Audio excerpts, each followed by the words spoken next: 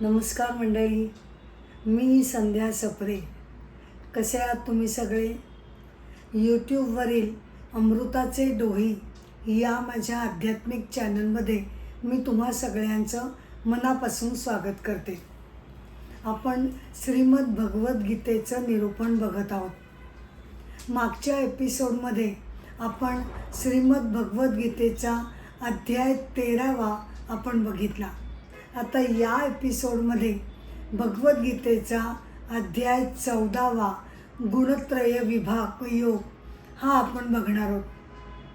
त्यापूर्वी मी सगळ्यांना विनंती करते की तुम्हाला माझे कार्यक्रम आवडत असतील तर कृपया माझ्या चॅनलला व्हिजिट द्या, शेअर करा, लाईक करा, सबस्क्राईब करा, ही नम्र विनंती आहे.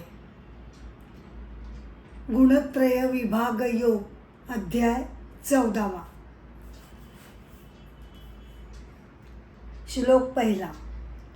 श्री भगवान म्हणाले, आणखीन पुन्हा तुला ज्ञानातले उत्तम ज्ञान मी सांगतो, जे जाणल्यानं सर्व मुनींना या लोकामधून परमसिद्धी प्राप्त झालेली आहे. भगवद्गीतेमध्ये परमसिद्धीचा अर्थ होतो मोक्षप्राप्ती. श्लोक 2. या ज्ञानाचा आश्रय करून माझ्याशी एकरूपता पावलेले सृष्टीच्या उत्पत्तीकाली जन्मत नाही आणि प्रलयकाली व्यथा पावत नाही. म्हणजे जे भगवंतांच्या परमतत्वाशी एकरूप होतात, आत्मज्ञानानं ते परमतत्वामध्ये विलीन होतात, त्यांना पुनर्जन्म नाही, जन्ममरणाची साखळी त्यांच्यासाठी नाही. श्लोक 3ऱ्याला जाण्यापूर्वी आपण भगवान आदि शंकराचार्य यांचं चरित्र आपण थोडं पाहत आहोत. आता तेच आपण थोडं चरित्र त्यांचं बघूया आणि मग श्लोक निरूपणाला सुरुवात करू. आदि शंकराचार्यांचा परमशिष्य पद्मपादाचार्यांना तीर्थयात्रा करण्याची तीव्र इच्छा मनामध्ये निर्माण झाली आणि त्यांनी गुरूंची त्यासाठी आज्ञा घेतली. आचार्यांनी त्याला सांगितलं, जरूर जा, तीर्थयात्रा तू करून ये. त्याप्रमाणे पद्मपादाचार्य निघाला. आता काय झालं, त्याचे अगदी छोटेसेच 2 कपडे आणि थोडंसं आपलं सामान. पण महत्त्वाची गोष्ट म्हणजे त्यानं 2 वर्षापूर्वी आचार्यांच्या वेदांत सूत्रावर भाष्य लिहिणारं त्यांनी एक ग्रंथ लिहिला होता. आचार्यांना त्यांनी त्यावेळेला तो जो ग्रंथ लिहून झाला होता तो सगळा त्याने वाचून दाखवलेला होता. तर तो ग्रंथसुद्धा त्यानं आपल्याबरोबर नेला आणि तीर्थयात्रेला तो चालू पडला. वाटेत त्याच्या मामाचं गाव लागलं आणि तो जात असताना त्याचे मामा त्याला वाटेत भेटले. त्यांना खूप आनंद झाला. आग्रहाने घरी नेलं आणि सगळी विचारपूस केली. मग हा आदि शंकराचार्यांचा शिष्य आहे हे ऐकल्यावर जरा त्यांना मनातून थोडा राग आला, कारण ते कर्मकांडाचे पंडित होते. परंतु त्यानं वर्ण काही तसं दाखवलं नाही, आदर सत्कार केला. आणि मग जेव्हा त्याची जायची वेळ आली तेव्हा त्यांचं त्या ग्रंथाकडे लक्ष गेलं आणि ते म्हणाले, हा कोणता ग्रंथ, हे काय आहे? पद्मपादाचार्यांनी सगळं सांगितलं. तेव्हा त्यांच्या मनात एक वेगळाच असा विषारी विचार चमकून गेला. म्हणजे हा तर आचार्यांच्या वेदांताच्या शिकवणीची त्याच्यावर त्यांनी ग्रंथ लिहिलेला आहे, तो सगळीकडे प्रसिद्ध झाला की अजूनच आचार्यांची कीर्ती वाढणार. ती कल्पनाच त्यांना सहन होईना आणि त्यांनी पद्मपादाचार्यांना वरवर अगदी प्रेमानं म्हटलं, अरे बाबा, तू तीर्थयात्रेला जातोयस, 17 ठिकाणी तू राहणार, मग तू असं का नाही करत, हा ग्रंथ तू माझ्याजवळ ठेव आणि मग तीर्थयात्रे येऊन परत येताना माझ्याकडे ये आणि तुझा ग्रंथ घेऊन जा, माझ्याकडे तू सुरक्षित राहील. पद्मपादाचार्यांना त्याच्यावर काही शंका आली नाही. त्यांनी तो ग्रंथ ठेवून दिला आणि ते निघाले. इकडे त्याच्या मामांनी एक दुष्ट बेत मनामध्ये रचला. त्यांच्या जो वाडा होता त्या अंगणामध्ये एक छोटंसं छोटीशी झोपडी होती, ज्याच्यामध्ये बारीक सारीक नको असलेलं सामान ते टाकत असत. तर त्या झोपडीमध्ये त्यांनी तो ह्याचा ग्रंथ नेऊन ठेवला आणि मध्यरात्री कुणालाही कळणार नाही अशा बेतानं त्या झोपडीला त्यांनी आग लावून टाकली. मग त्या आगीत तो ग्रंथसुद्धा बेचिराग झाला. आता आग लागली म्हटल्यावर कुणाला काही संशय यायचं पण काही कारण नव्हतं. मग पद्मपादाचार्य तीर्थयात्रा संपून जेव्हा ते आले तेव्हा यांनी जोरजोराने रडायला सुरुवात केली. अरे काय सांगू तुला, मी तुझा ग्रंथ जपून ठेवणार होतो, पण त्याला आग लागली आणि तुझा ग्रंथ जळून गेला. पद्मपादाचार्य तरी काय बोलणार बिचारे. त्यांना काहीही त्याच्यावर काय बोलायचं ते सुचेना. मग थोड्या वेळानं ते शांत झाल्यावर म्हणाले, ठीक आहे, काही हरकत नाही, मी आता गुरूंच्या आश्रमामध्ये जाईन आणि 1-2 महिने परत त्याच्यावर विचार करून पुन्हा तसा ग्रंथ लिहायचा प्रयत्न करेन. अरे बापरे, म्हणजे हा काही जिद्द सोडत नाही, आता काय करायचं. मग त्यांनी काय केलं, जेवताना त्याला आग्रह करून जेवण वाढलं, पण त्याच्यामध्ये त्यांनी त्याच्या विचारशक्तीवर परिणाम होईल असं औषध, विषारी औषध त्या जेवणामध्ये त्यांनी मिसळलं आणि ते त्याला जेवण दिलं. आणि खरोखरच त्यामुळे पद्मपादाचार्यांची तब्येत बिघडली. 2 दिवस त्यांना मामांकडे राहावं लागलं. कसं बसं ते स्वतःला सावरत आश्रमामध्ये गेले. परंतु आपल्याला नीटसं काही आठवत नाही आहे, नीटसं काही कळत नाही आहे असं त्यांना वाटायला लागलं.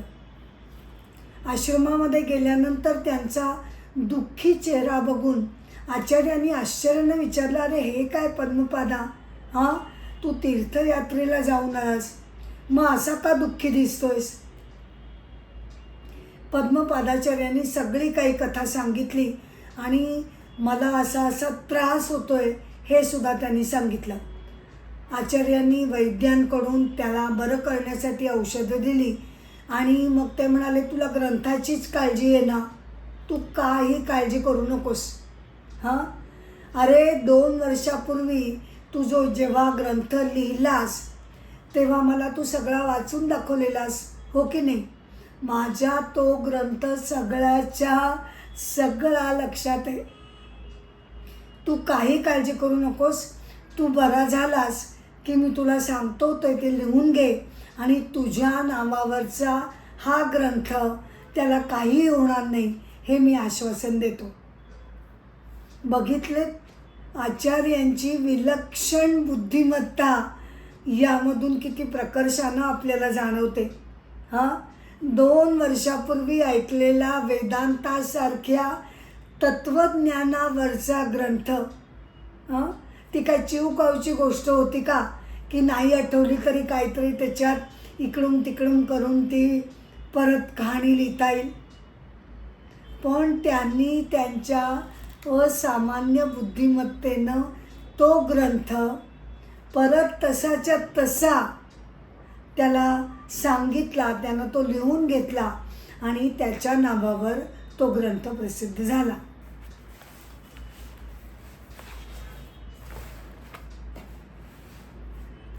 श्लोक 3. हे भारता, महद्ब्रह्म म्हणजे प्रकृती, मूळ अव्यक्त प्रकृती जी आहे, जी भगवंतांची शक्ती आहे, माया आहे, तिला काय नाव आहे, महद्ब्रह्म. महत ब्रह्म म्हणजे प्रकृती ही माझीच योनी असून मी त्या ठिकाणी गर्भ ठेवतो. नंतर त्यापासून सगळी भूतं उत्पन्न होऊ लागतात. म्हणजे या सृष्टीच्या निर्मितीचं रहस्य भगवान त्याला सांगत आहे. जे जे जीव इथे जन्माला येतात त्याच्यामध्ये प्रकृती आणि पुरुष म्हणजे प्रकृती, मूळ प्रकृती आणि भगवंतांचं चैतन्य तत्व हे दोन्ही मिळून संयोग झाल्यानंतर सृष्टीमध्ये जीव उत्पन्न व्हायला लागतात. श्लोक 4. पशुपक्ष्यादी सर्व योनीत ज्या ज्या मूर्ती जन्माला येतात त्यांची हे कौंतेया महत ब्रह्म ही योनी असून मी बीजदाता पिता आहे. महत ब्रह्म किंवा प्रकृती किंवा माया ही भगवंतांची शक्ती आहे. ती अनादी आहे पण स्वयंभू मात्र नाही, कारण ती परमेश्वरावर अवलंबून आहे.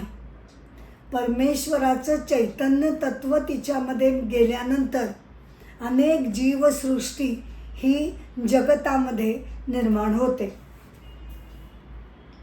श्लोक 5. हे महाभाऊ, प्रकृतीपासून उत्पन्न झालेली ही जी मूळ प्रकृती आहे ती कशी आहे?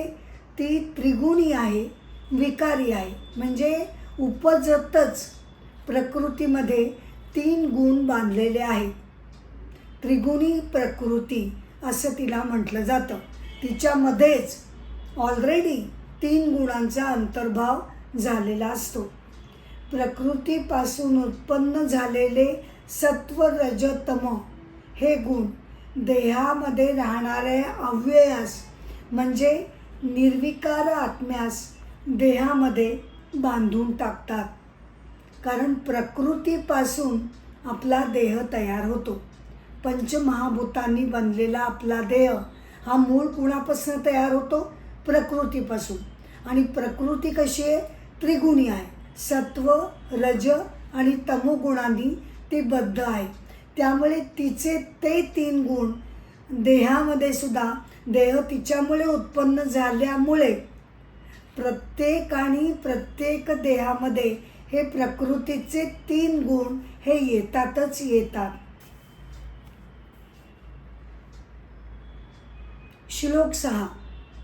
पैकी निर्मल असल्यामुळे म्हणजे या 3 गुणांपैकी निर्मल असल्यामुळे प्रकाश तत्व पाडणारा निर्दोष असा जो सत्वगुण तो हे निष्पाप अर्जुना सुख आणि ज्ञान यांच्या संगानं प्राण्याला बांधून टाकतो.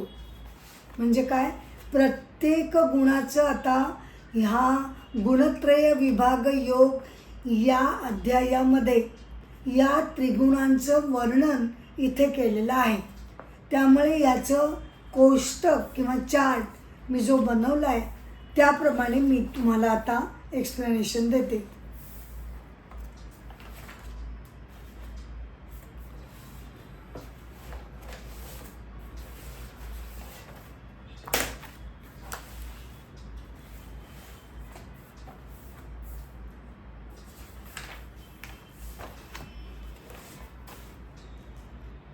श्लोक 6 ते 9 हे मी आधी वाचून दाखवते आणि मग चार्टप्रमाणे तुम्हाला मी ते सांगते.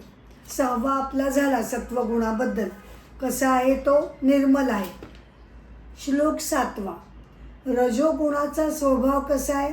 रंगवण्याचा असून त्याच्यापासून तृष्णा आणि आसक्ती ही निर्माण होतात. असं समज हे कौंतेया, हा रजोगुण प्राण्याला कर्म करण्याच्या संगानं बांधून टाकतो. श्लोक 8वा. पण तमोगुण कसा आहे? तर तमोगुण अज्ञानापासून उत्पन्न होऊन सर्व प्राण्यांना मोह घालणारा आहे. तो व्यक्तीच्या ठिकाणी प्रमाद, आळस, निद्रा यांनी त्याला बांधून टाकतो. 9. सत्वगुण सुखाच्या ठाई, रजोगुण कर्माच्या ठाई आसक्ती उत्पन्न करतो. परंतु हे भारता, तमोगुण हा ज्ञानावर पांघरून घालून प्रमाद म्हणजे कर्तव्याचा विसर पडणं याच्या ठाई आसक्ती उत्पन्न करतो. म्हणजे काय थोडक्यात, तर सत्वगुणाचं वैशिष्ट्य काय आहे, तर तो निर्मल आहे, प्रकाशक आहे, निर्दोष आहे, मंगल आहे.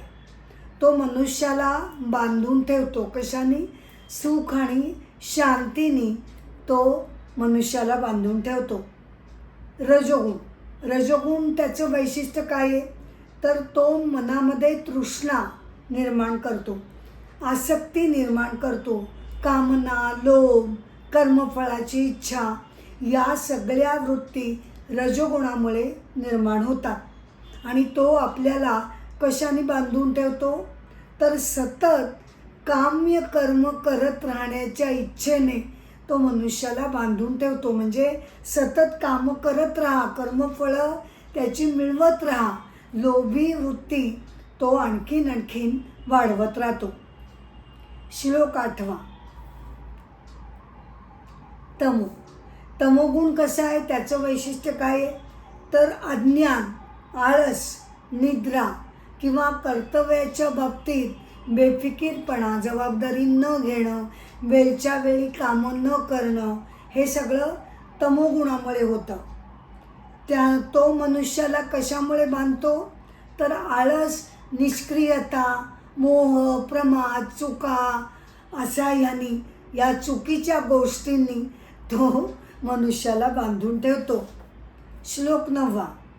सत्व कुठे आसक्ती निर्माण करतो मनुष्याला, तर सुख आणि ज्ञानाच्या ठिकाणी तो आसक्ती निर्माण करतो. रजोगुण जो आहे तो कशा ठिकाणी आसक्ती निर्माण करतो, कर्माच्या ठिकाणी तो आसक्ती निर्माण करतो. आणि तमोगुण हा आळशीपणा, झोप, निद्रा, नंतर कर्तव्य न करणं या बाबतीत तो मनुष्याला बांधून ठेवतो.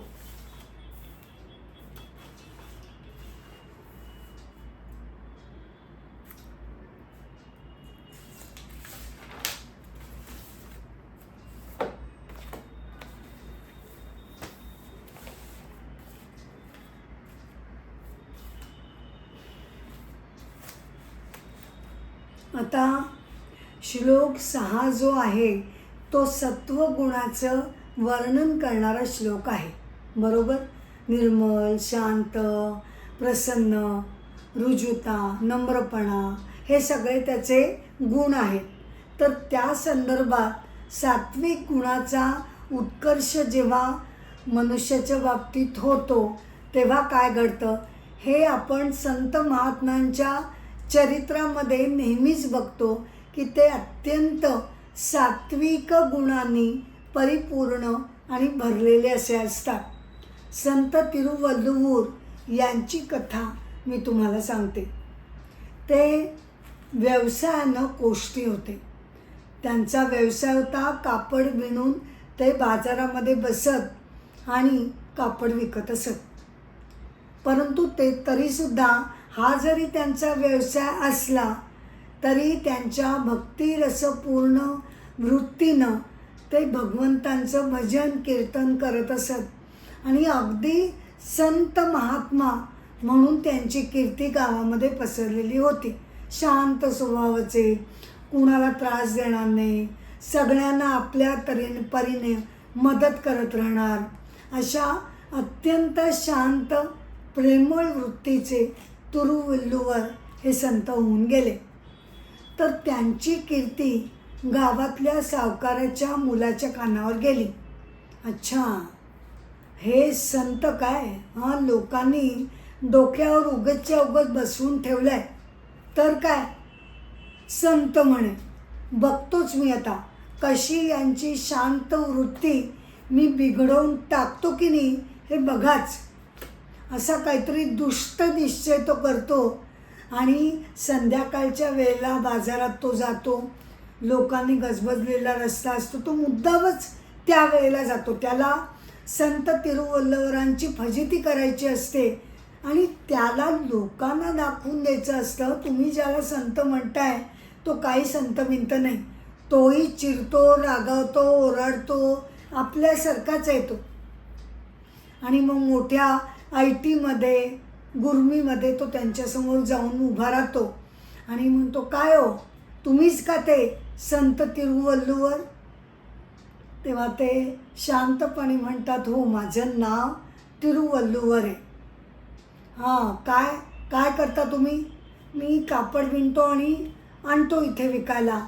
अच्छा, म्हणजे लोक तुम्हाला संत म्हणतात पण इथे तुम्ही तर बाजारात तुमचा व्यवसाय चांगला जोरदार करता.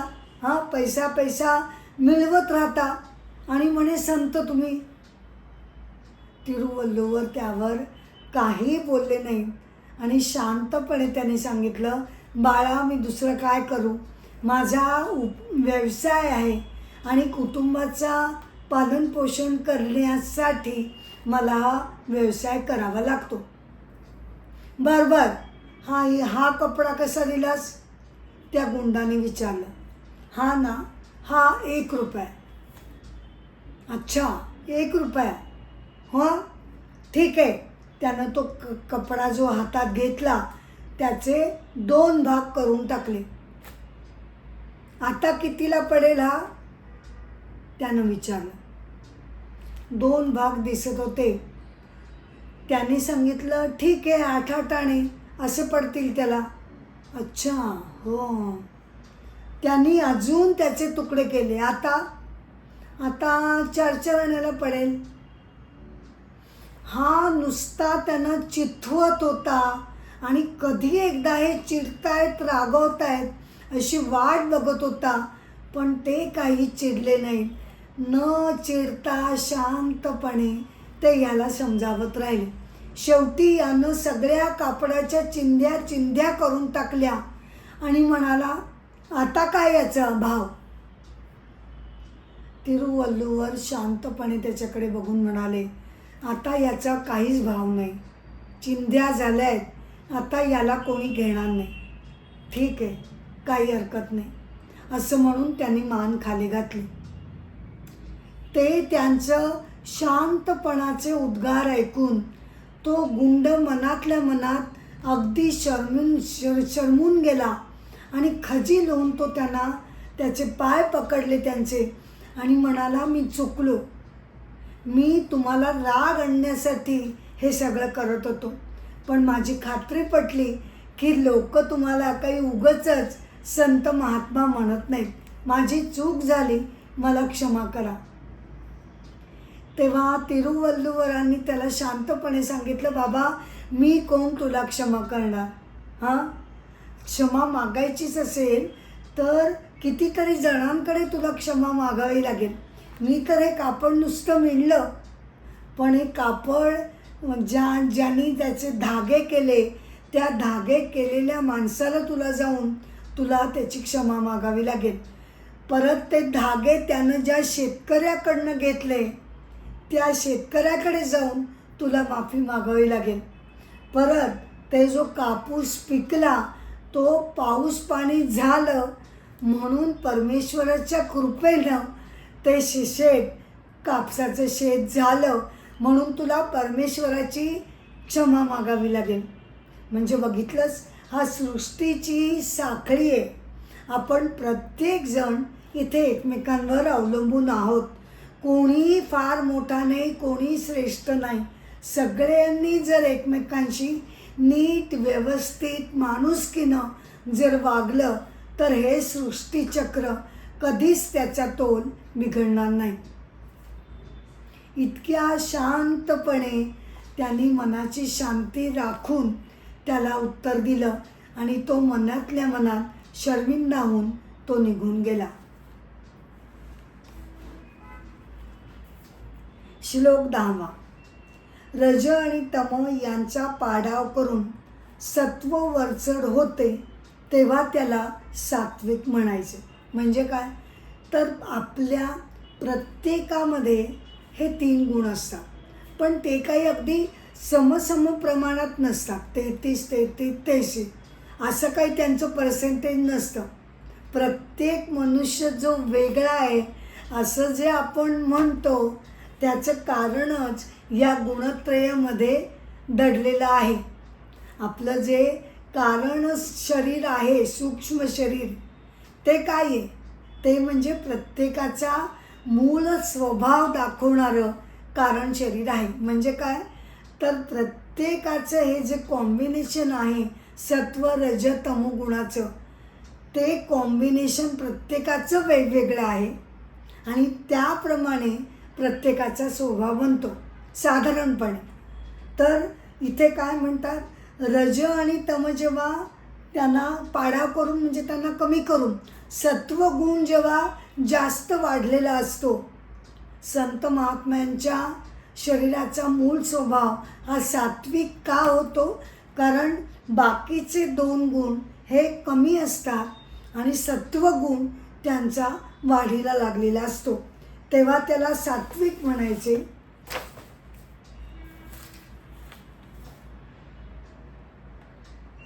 त्याचप्रमाणे सत्व आणि तम यांचा जेव्हा पाडा होतो, त्यांना खाली करून रजो जेव्हा वरती येतो, तेव्हा त्या माणसाचा स्वभाव कसं म्हणायला लागेल, तर रजोगुण जास्त असल्यामुळे तो मनुष्य रजोगुणी असतो. आणि सत्व आणि रज यांचा पाडाव करून म्हणजे तिसरं कॉम्बिनेशन, सत्व आणि रज खाली आहेत आणि वरती काय आलं आहे, तमोगुण.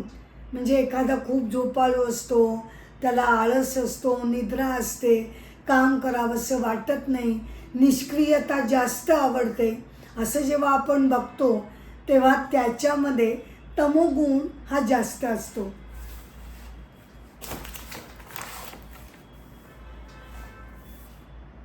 श्लोक 11. या देहामध्ये सर्व द्वारामध्ये इंद्रियांमध्ये प्रकाश म्हणजे निर्मल ज्ञान जेव्हा उत्पन्न होते तेव्हा सत्वगुण वाढला आहे असं समजावं.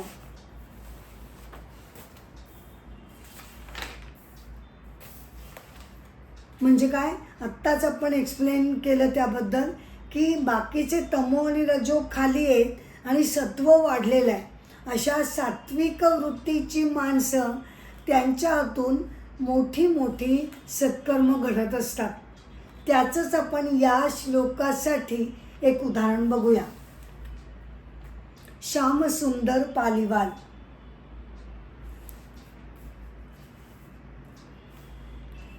श्यामसुंदर पालीवाल राजस्थान जिल्ह्यातील पिपलांत्री खेड्यामध्ये ते झाडे लावतात बरं का. केव्हा? जेव्हा जेव्हा गावामध्ये मुलीचा जन्म होईल तेव्हा तेव्हा तिच्या नावानं ते वृक्षारोपण करतात.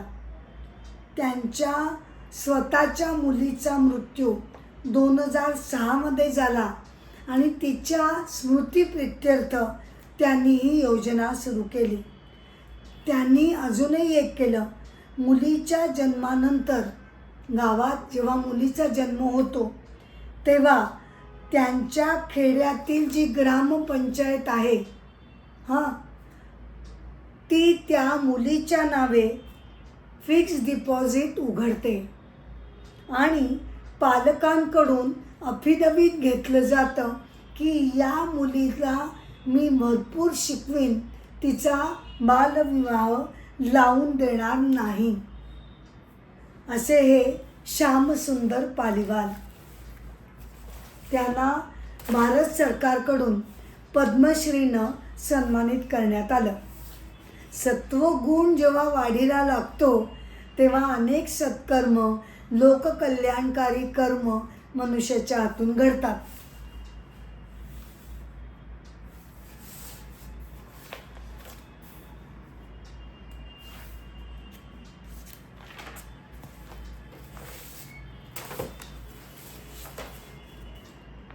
श्लोक 12. हे भरतश्रेष्ठा, रजोगुण वाढला म्हणजे काय काय घडतं की त्या माणसाची प्रवृत्ती, स्वभाव हा कसा बनतो, तर लोभ वाढतो, कर्माकडे प्रवृत्ती, हाव वाढते. नंतर त्या सारखी काम्य कर्म म्हणजे ज्याची फळं मला मिळतील अशी कर्म करावीशी वाटतात. अतृप्ती असते. अनेक इच्छांनी वासनांनी मन भरलेलं असतं. आता यासाठी सुद्धा रजोगुण वाढला की तो मनुष्याकडनं बऱ्याच वेळा वाईट कृत्य त्याच्याकडनं घडली जातात. तर त्याची कथा आपण थोडक्यात बघूया. महाभारतामध्ये जेव्हा पांडवांना 12 वर्षांचा वनवास आणि 1 वर्षाचा अज्ञातवास ही शिक्षा भोगायची वेळ आली, तेव्हा ते वनवासामध्ये जंगलामध्ये जाऊन राहू लागले. तर जयद्रथ म्हणजे कोण, तर 100 कौरवांची एकच बहीण होती दुश्शला, तिचा नवरा तो जयद्रथ. तो एकदा त्याच्या रथातून जात असताना काम्यक वनातून तो जात असताना त्याला अचानकपणे द्रौपदी समोर दिसली. त्यानं तिच्याकडे तो बघितलं त्याने आणि त्याच्या मनामध्ये तिच्याबद्दल लोभ उत्पन्न झाला. त्यानं त्याच्या हेरांकडनं बातमी काढायला सांगितली. दूर असा तो जाऊन बसला, लपून बसला आणि हेरांनी बातमी आणली की त्यांच्या आश्रमामध्ये आता 5ही पांडव नाही आहेत, एकटी द्रौपदीच आहे. मग त्याबरोबर त्याच्या मनात वासनांनी घर केलं की हिला आपण मिळवायला पाहिजे. तो तिच्याकडे गेला आणि अगदी उर्मटपणे तिला म्हणाला, चल मी तुला रथामध्ये घालून नेतो, माझ्याकडे चल, मी तुला सगळं राणीचं वैभव देईन. इथे या पांडवांबरोबर तू वनवासामध्ये काय करतेस? त्यांच्याकडे आता पैसा नाही, संपत्ती नाही आणि सत्तासुद्धा नाही, तेव्हा तू माझ्याबरोबर चल. द्रौपदीला अतिशय संताप आला आणि तिने स्पष्टपणे त्याला नकार दिला, पण तो काही ऐकेना. त्यानं बळबळ तिला ओढली आणि रथामध्ये घालून तो नेणार. तेवढ्यात पांडव आले आणि भीमानं त्याचा पाठलाग करून द्रौपदीला परत आणलं. तर असा रजोगुण जो लोभ वासनांनी भरलेला असतो त्याचा जेव्हा उत्कर्ष होतो, वाढतो, वाढीला लागतो, वेळच्या वेळी त्याला नियंत्रणामध्ये ठेवलं तर रजोगुण काही वाईट नाही. तो काही आपल्याकडनं वाईट कृत्य करून घेत नाही. वेळच्या वेळी त्याच्यावर आपला संयम असायला हवा.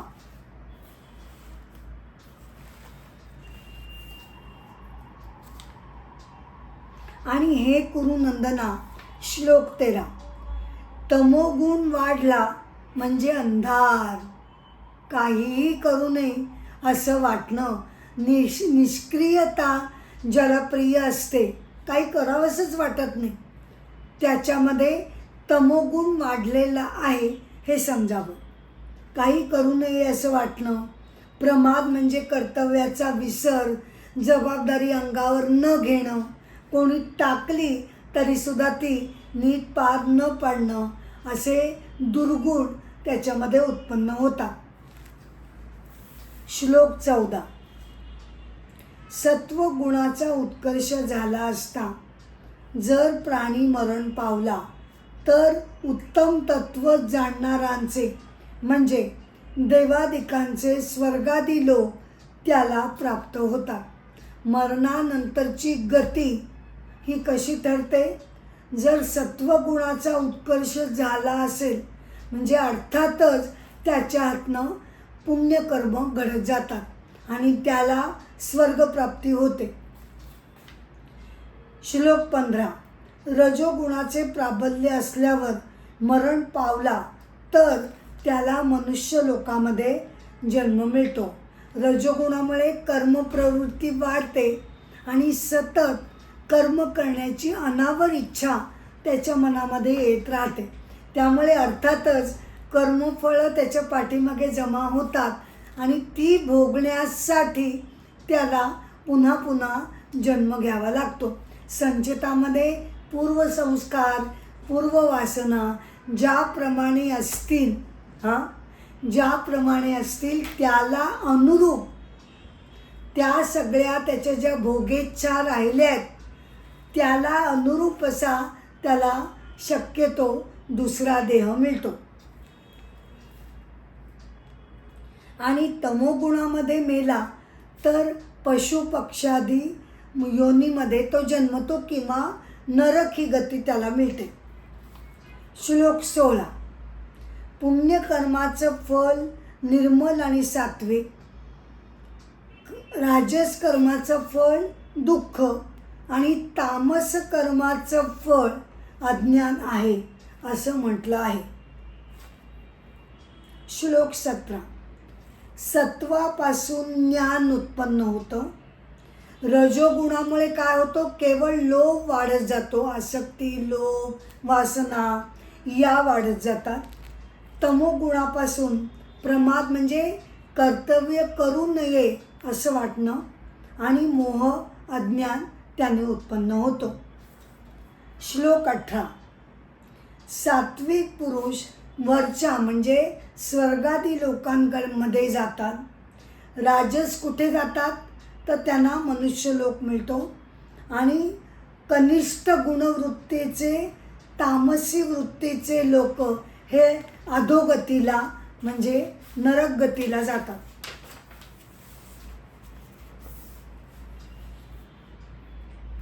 श्लोक 19.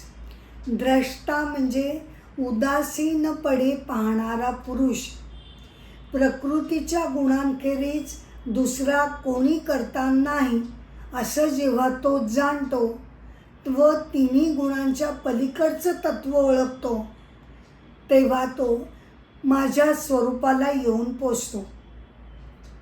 आपण 13व्या अध्यायामध्ये सुद्धा बघितलं की सगळं काही कर्तृत्व जे आहे, क्रिया करणारी, वेगवेगळी कर्म करणारी कोणी प्रकृती, तिच्यापासून बनलेला देह, मन, बुद्धी, इंद्रिय म्हणजे पर्यायानं प्रकृती ही सगळी कर्म घडवून आणते. आणि प्रकृतीचे जे 3 गुण आहेत, गुणत्रय विभाग हा आपला जो चालू आहे, या गुणांमुळे मानला गेलेला असलेला देह, त्या गुणांमुळे त्याला ही सगळी कर्म त्याच्या हातनं घडत राहतात.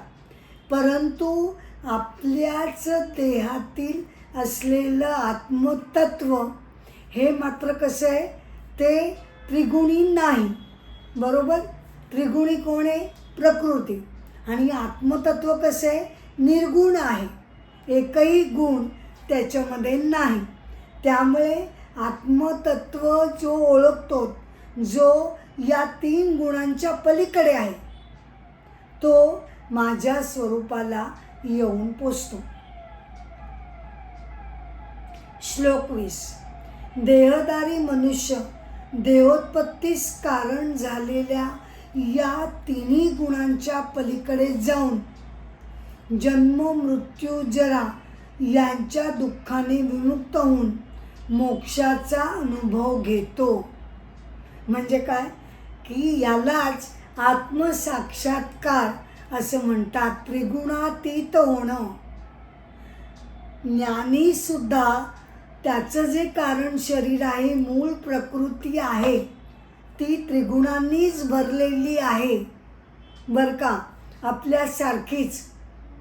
पण आता चिंतन मननानं त्यानं ईश्वरीय तत्वाचं चिंतन करून त्या आत्मतत्वाला त्यानं आत्मसात केल्यामुळे आता तो देह आणि त्याचे जे वैशिष्ट्य आहेत, देहाचे वैशिष्ट्य काय अशी येतात, त्रिगुण, विकार, वासना, भावना, उद्वेग, लोभ, मोह, हे सगळे जे देहाची वैशिष्ट्य आहेत, देह आणि मनाची, त्या सगळ्यांच्या तो आता पलीकडे जातो. का, कारण त्यानं ईश्वरीय तत्वाचा अनुभव घेतलेला आहे. आणि त्याला आता कळून चुकलं आहे की मी म्हणजे देह मनाने मांडलेला हा त्रिगुणांचा खेळ नाही, मी त्याच्या पलीकडचं आत्मतत्व आहे. त्यामुळे अर्थातच तो जी जी काही कर्म करतो ती निष्काम वृत्तीनं केल्यामुळे त्याची कर्मफळं मागे पडत नाहीत. त्यामुळे पुनर्जन्माला सामोरं त्याला जावं लागत नाही. अर्जुन म्हणाला, श्लोक 21, हे प्रभो, कोणत्या लक्षणांनी या 3 गुणांच्या पलीकडे जातो असं म्हणायचं? त्या त्रिगुणातीताचा आचार कसा आणि तो या 3 गुणांच्या पलीकडे कसा जातो? श्री भगवान म्हणाले, श्लोक 22, हे पांडवा, प्रकाश, प्रवृत्ती आणि मोह म्हणजे अनुक्रमे सत्व, रज, तम या गुणांची फळं. बरोबर, सत्वाचं फळ काय? प्रकाश, मांगल्य, प्रसन्नता, निर्मळपणा. रजचं काय? रजोगुणाचं काय? प्रवृत्ती. प्रवृत्ती म्हणजे कर्म कराविषयी सतत वाटत राहणं. आणि तमोचं फळ काय येईल? तर अंधकारमय जीवन, निद्रा, आळस. ही फळं प्राप्त झाली तरी त्यांचा जो द्वेष करत नाही आणि प्राप्त नाही झाली तरी आकांक्षा ठेवत नाही. कर्मफळाबद्दल तो उदासीन असतो. श्लोक 23, जो उदासीनासारखा राहणारा आणि त्रिगुण ज्याला चालवू शकत नाहीत, गुण आपापले काम करीत आहेत हे मानून तो स्थिर राहतो, हलत नाही, म्हणजे विकार पावत नाही. उदासीन सारखा म्हणजे काय? उदासीन म्हणजे आपल्याला, आपण काय अर्थ घेतो? या माणसाला ना कशातच काही इंटरेस्ट नाही, पडलेलीच नाही, तर असा अर्थ नाही. उदासीनचा अर्थ आहे की आता तो उच्च श्रेष्ठ आत्मतत्वावर तो आता स्थित असल्यामुळे तो वरून श्रेष्ठ तत्वावरून तो आता देहाच्या ज्या या विकार वासना आहेत त्यांच्याकडे शांतपणे बघू शकतो. तो लांब पळतो का लोकांच्या दुःखांपासून? नाही.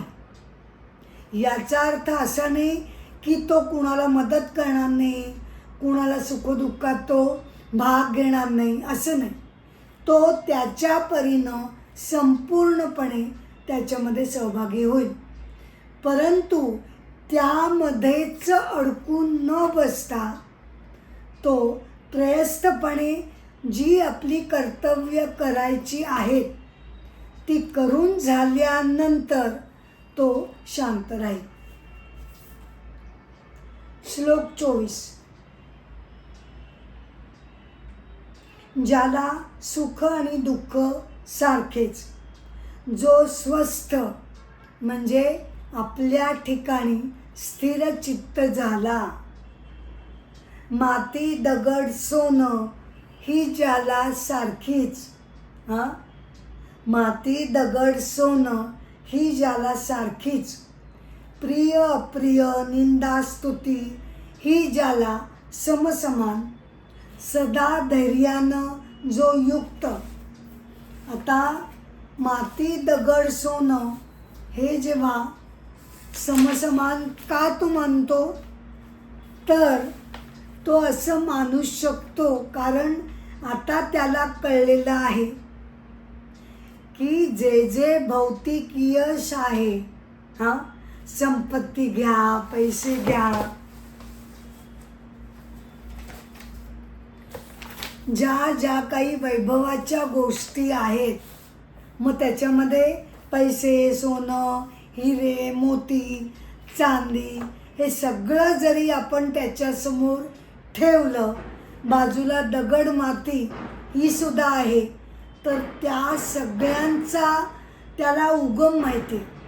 प्रकृतीपासून हे सगळे घटक निर्माण झालेले आहेत आणि हे सगळे अगदी सोनं चांदी जरी घेतली तरी सगळे घटक हे विनाशी आहेत हे तो जाणतो आणि त्या प्रकृतीच्या मोहपाशामध्ये तो अडकत नाही असा त्याचा अर्थ घ्यायचा आहे. त्यामुळे चित्ताचं समत्व, मनाचा सारखेपणा ठेवून तो आता मनाच्या भावभावनांना, विकारांना, भौतिक गोष्टींना समव्हॅल्यू देण्याचं त्याची वृत्ती तयार होते. निंदा स्तुती दोन्ही त्याला सारखीच होते. श्लोक 25. ज्याला मान आणि अपमान, मित्र आणि शत्रू हे दोन्ही एकसारखे आणि प्रकृती सर्व काही करते. जे काही घडतंय मनाच्या, शरीराच्या आणि बुद्धीच्या स्तरावरनं जे काही या जगतामध्ये घडतंय ते प्रकृती करते हे ज्याला कळतं आणि मी म्हणजे आता प्रकृतीचा घटक नाही ही त्याची समज पक्की झालेली आहे. म्हणजे काय, त्याचा देह अदृश्य होतो? नाही. देह असेस्तपर्यंत, प्रारब्ध असेस्तपर्यंत देहाच्या गरजा आहेत, मनाच्या गरजा आहेत. पण आता आपण सामान्य त्याला त्यामध्ये जे वाहवत जातो, देह, मन, बुद्धी, इंद्रिय हेच काय ते सर्वस्व, या भावनेनं जीव ओतून प्रकृतीनं निर्माण केलेल्या खेळामध्ये भान अर्पून हे सगळं माझं माझं माझं करत जे आपण भान अर्पून हे जे त्याच्यामध्ये इन्व्हॉल्व होतो तसा आता तो होत नाही. त्यालाही देह आहे पण आता तो त्याला हे माझं माध्यम आहे असं समजतो. काळजी घ्यायची, त्याच्याकडे काही दुर्लक्ष करायचं नाही. आजारी पडलं तर काही डॉक्टरांकडे जायचं नाही का? जायचं. ज्ञानींनी सुद्धा डॉक्टरांकडे जायचं, कारण ते उपकरण आपल्याला प्रगतीसाठी मिळालेलं आहे. परमेश्वराच्या प्राप्तीसाठी आपल्याला देह मनाचं माध्यम मिळालेलं आहे हे त्याची समजूत आहे. त्यामुळे तो त्याची व्यवस्थित काळजी घेणार. पण कशासाठी? तर परमेश्वर प्राप्तीसाठी त्यानं ही सगळी माध्यमं, उपकरणं, इंद्रिय, विषयासक्ती सगळं त्यांनी आता एका परमेश्वराकडे वळवलेलं आहे.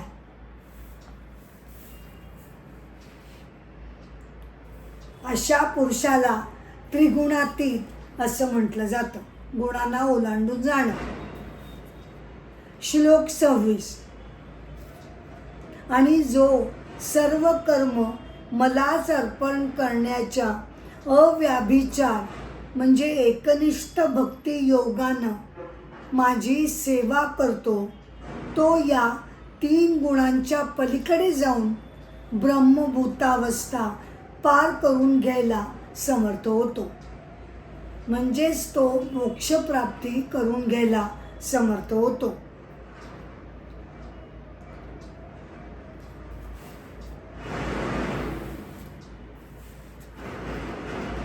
गुणत्रय विभाग. श्लोक 27. अखेरचा श्लोक. कारण मीच अमृत आणि अव्यय ब्रह्माचं, शाश्वत धर्माचं आणि एकांतिक म्हणजे परमावधीच्या अत्यंत सुखाचं अखेरचं स्थान आहे. इथे हा गुणत्रय विभाग योग इथे झालेला आहे. मला याच्यावर काही थोडीशी एक टीप द्यावीशी वाटते की आपल्यासारख्या सामान्यांसाठी ज्यांना असे त्रिगुण ओलांडू शकत नाही, आपल्यासारख्यांना आपण समाजामध्ये राहतो, तर या आपल्यातल्या त्रिगुणांवर नियंत्रण ठेवणं हे अत्यंत महत्त्वाचं आहे. आणि हे सूत्र आपण या अध्यायातून घ्यायला हवं. सत्व रज तम आपण त्यांचे प्रत्येकाचे वैशिष्ट्य बघितली, गुणधर्म बघितले. मग याचा अर्थ असा आहे का की केवळ आणि केवळ मी सुद्धा 100% सात्विक गुणच माझ्यामध्ये निर्माण करायला हवे? तर नाही. व्यवस्थित विचारपूर्वक आपल्याला या 3 गुणांची मॅनेजमेंट आपल्याला करावी लागेल. माझा व्यवसाय काय आहे, मला किती कष्ट करावे लागतात, मला किती तास माझ्या व्यवसायासाठी द्यावे लागतात, या सगळ्याचं मूल्यमापन करून रजोगुण जर माझ्यामध्ये राहिलाच नाही तर मी ती जी कर्म करण्याची प्रवृत्ती आहे ती मी कुठेतरी गमावून बसेन आणि मग माझ्या हातून व्यवसाय नीट होणार नाही. त्यामुळे 3ही गुण हे त्यांच्या त्यांच्या वैशिष्ट्याप्रमाणे आपल्याला गरज लागेल तेवढे ते वापरात आणणं आवश्यक आहे. अगदी तमोगुणसुद्धा त्याचीसुद्धा आपल्याला गरज आहे. जर मी 24 तास कामच करत राहिले, निद्रा घेतली नाही, झोप घेतली नाही, थोडा आळशीपणा केला नाही, तर त्यांनी माझ्या तब्येतीवर परिणाम होईल. त्यामुळे विवेकबुद्धी जागृत ठेवून तारतम्यानं की कधीकधी आळस हा सुद्धा आवश्यक आहे, निद्रासुद्धा मनुष्याला कार्यक्षम होण्यासाठी गरजेची आहे आणि सात्विक गुण जास्तीत जास्त वाढवण्याचा मनापासून प्रयत्न करणं हे सुद्धा आपल्यासाठी आवश्यक आहे. तर या प्रकारे या त्रिगुणांचं संयमन आणि त्याची मॅनेजमेंट आपण जर व्यवस्थित करू शकलो तर आपण एक उत्कृष्टपणे आपलं जीवन घालवू शकू. कोणत्या वेळेला कोणत्या गुणाची जास्त गरज आहे हे लक्षात घेणं अत्यंत महत्त्वाचं आहे. अगदी एखादं अर्जंट काम आत्ता समोर आलं असेल तर किती झोप आलेली असली तरी तो तमोगुण मला बाजूला टाकून मला रजोगुणाला तेव्हा पुढे आणलं पाहिजे. तर अशा प्रकारे त्या परिस्थितीमध्ये आपल्याला त्या गुणांचं वैशिष्ट्य लक्षात घेऊन आणि ओव्हरऑल आपल्यातील सात्विकता वाढीला नेऊन आपल्याला आपलं जीवन जगावं लागेल. तरच आपलं जीवन आपण उत्कृष्टपणे मॅनेज करू शकू.